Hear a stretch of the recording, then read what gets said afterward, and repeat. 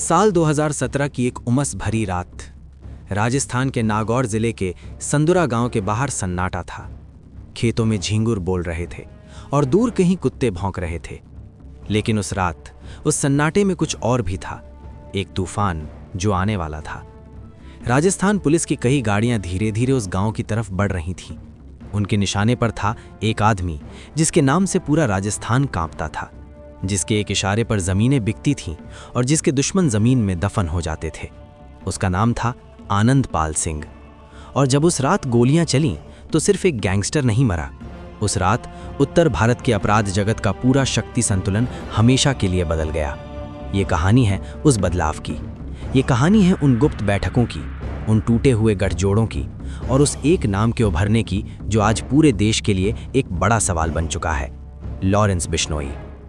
पहले समझते हैं आनंदपाल सिंह कौन था। राजस्थान का ये गैंगस्टर कोई साधारण अपराधी नहीं था। वो एक व्यवस्था था, एक समानांतर सत्ता। नागौर, सीकर, चूरू, झुंझुनू, इन जिलों में उसकी पहुंच एक राजनेता से कम नहीं थी। लोग उससे डरते भी थे और कुछ उसे अपना मसीहा भी मानते थे। राजपूत समुदाय के एक हिस्से में उसकी छवि एक ऐसे इंसान की थी जो व्यवस्था के खिलाफ खड़ा था। यही उसकी ताकत थी और यही उसकी राजनीति थी। पुलिस रिकॉर्ड्स के मुताबिक उस पर 50 से ज्यादा मामले दर्ज थे। हत्या, अपहरण, रंगदारी। वो सालों से फरार था। राजस्थान, हरियाणा और पंजाब की पुलिस उसे ढूंढ रही थी, लेकिन वो था कि मिलता नहीं था, जैसे रेत में पानी, दिखो और गायब। फिर 24 जून 2017 को वो रात आई। पुलिस को खबर मिली कि आनंदपाल संदुरा गांव में है। एक एनकाउंटर हुआ। पुलिस का कहना था कि उसने पहले गोली चलाई और फिर वो ढेर हो गया। लेकिन उसके समर्थकों ने इसे एनकाउंटर नहीं माना। उन्होंने इसे हत्या कहा। हफ्तों तक राजस्थान जला, सड़कें बंद हुईं, पत्थर चले, आगजनी हुई। राज्य सरकार को सीबीआई जांच की सिफारिश तक करनी पड़ी।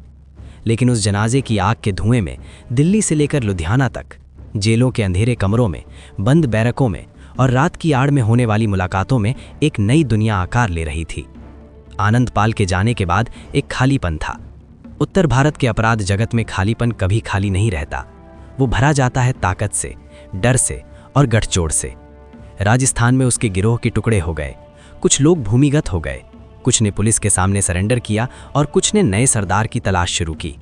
उधर पंजाब में हालात और भी पेचीदा थे।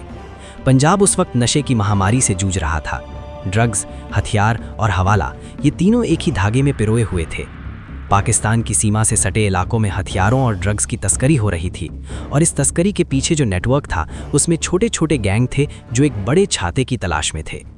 वो छाता कौन बनेगा? इसी सवाल का जवाब ढूंढने के लिए 2017 और 2018 के बीच कुछ ऐसी बैठकें हुईं जिनका कोई रिकॉर्ड नहीं है, जिनकी कोई तस्वीर नहीं है, लेकिन जिनके नतीजे आज पूरा देश महसूस कर रहा है।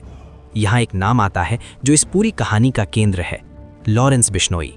श्रीगंगानगर, राजस्थान का रहने वाला। बिश्नोई समुदाय से ताल्लुक, पढ़ा लिखा, पंजाब यूनिवर्सिटी में स्टूडेंट पॉलिटिक्स से शुरुआत, छात्र संघ और फिर एक ऐसी राह जो वापस नहीं आती। 2010 के आसपास उसका नाम पहली बार सामने आया जब पंजाब यूनिवर्सिटी के एक छात्र नेता के कत्ल में उसका नाम जुड़ा। उसके बाद जो सफ़र शुरू हुआ वो सफ़र जेलों के रास्ते गुजरा, तिहाड़, भटिंडा, फरीदकोट। लेकिन जेल ने उसे कमज़ोर नहीं किया, जेल ने उसे एक नेटवर्क दिया। ये बात समझनी ज़रूरी है, जेल अपराध जगत में यूनिवर्सिटी की तरह काम करती है, जहाँ अलग अलग राज्यों के अलग अलग गिरोहों के लोग मिलते हैं, जहाँ सौदे होते हैं, रिश्ते बनते हैं और योजनाएं बनती हैं सलाखों के पीछे से। लॉरेंस बिश्नोई ने जेल में वो किया जो बाहर करना मुश्किल था। उसने अलग अलग राज्यों के गैंगस्टर्स को एक प्लेटफॉर्म पर जोड़ा। राजस्थान के शूटर, पंजाब के नशा तस्कर, हरियाणा के हथियार सप्लायर, एक जाल जो जेल की दीवारों के भीतर बुना गया। अब उस गुप्त बैठक की बात करते हैं जिसने इस पूरे समीकरण को पलट दिया। जांच एजेंसियों के सूत्रों के हवाले से जो जानकारियां सामने आई हैं, उनके मुताबिक 2018 के आसपास आनंदपाल की मौत के महज 1 साल बाद राजस्थान और पंजाब के कुछ बड़े गैंगस्टर्स के प्रतिनिधियों के बीच एक संपर्क स्थापित हुआ। ये संपर्क सीधे नहीं था, वकीलों के जरिए, परिजनों के जरिए और कभी-कभी जेल के भीतर दूसरे कैदियों के जरिए संदेश भेजे गए। आनंदपाल के गिरोह के बिखरे हुए लोगों को एक प्रस्ताव मिला लॉरेंस के नेटवर्क में शामिल होने का। बदले में उन्हें मिलती सुरक्षा, हथियारों की सप्लाई और पैसा।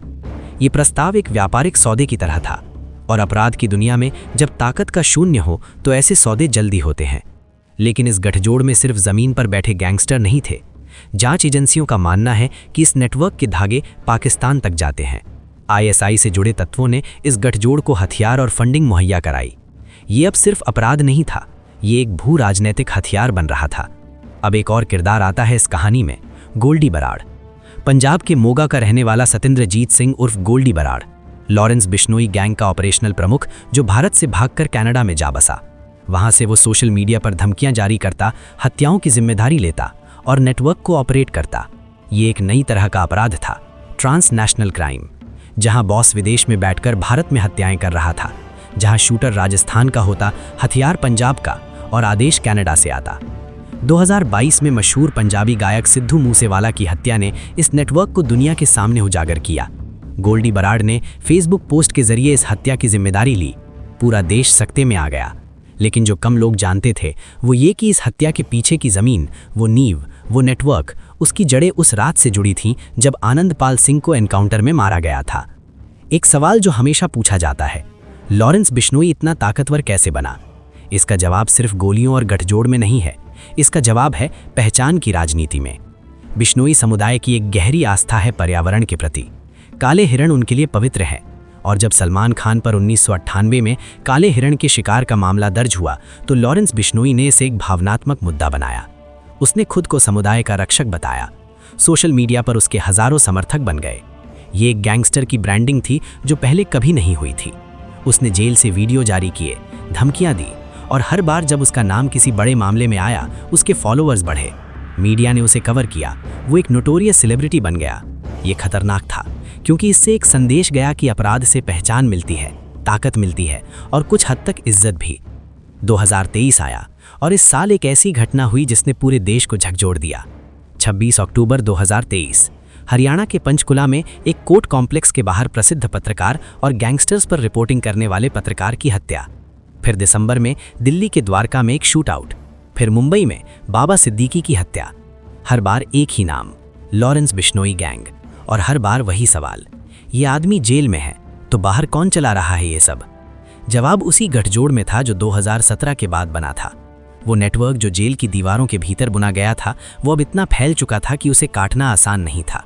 राजस्थान से पंजाब तक ये सफ़र सिर्फ भौगोलिक नहीं है, ये एक विचारधारा का सफ़र है। एक ऐसे अपराध का सफ़र जो पहले स्थानीय था, अब अंतर्राष्ट्रीय है। जो पहले हथियारों पर निर्भर था, अब सोशल मीडिया पर भी उतना ही चलता है। जो पहले डर से चलता था, अब कुछ हद तक समर्थन से भी चलता है। ये इसलिए हुआ क्योंकि हमने इसे नज़रअंदाज किया। जब आनंदपाल का एनकाउंटर हुआ तो हमने सोचा एक अध्याय खत्म हुआ, लेकिन हमने नहीं देखा कि उस एनकाउंटर ने एक नया अध्याय खोल दिया था। हमने नहीं देखा कि जेलों के भीतर क्या हो रहा था। हमने नहीं देखा कि सीमाओं के पार से कौन धागे खींच रहा था। और जब तक हमने देखा तब तक जाल बहुत बड़ा हो चुका था। आज लॉरेंस बिश्नोई गुजरात की साबरमती जेल में है। उस पर कड़ी निगरानी है, उसे हाई सिक्योरिटी सेल में रखा गया है। लेकिन खबरें आती हैं कि नेटवर्क अभी भी चल रहा है, शूटर अभी भी मिलते हैं, हथियार अभी भी सप्लाई होते हैं। क्योंकि एक गैंग सिर्फ एक आदमी नहीं होता, एक गैंग एक ढांचा होता है। और जब तक वो ढांचा है तब तक खतरा है। सरकारें कहती हैं कि हम इससे निपट रहे हैं, एजेंसियां कहती हैं कि हम जांच कर रहे हैं, लेकिन जो परिवार अपने बेटे की लाश उठा चुके हैं उनके लिए ये काफ़ी नहीं है। उस रात संदुरा गांव में जब आनंदपाल सिंह की मौत हुई थी तो शायद किसी ने नहीं सोचा था कि ये अंत नहीं बल्कि एक शुरुआत है। ऐसी शुरुआत जो राजस्थान की रेत से उठी, पंजाब के खेतों से गुजरी और आज देश की राजधानी की सड़कों तक पहुंच चुकी है। इतिहास हमें यही सिखाता है, जब आप किसी समस्या को सिर्फ काटते हैं, जड़ों को नहीं, तो वो और घनी होकर उगती है। और जड़ें वो हमेशा अंधेरे में होती हैं। राजस्थान से पंजाब तक फैले इस गैंग वॉर की कहानी खत्म नहीं हुई है। ये लिखी जा रही है हर उस दिन जब कोई माँ अपने बेटे का इंतजार करती है और वो वापस नहीं आता।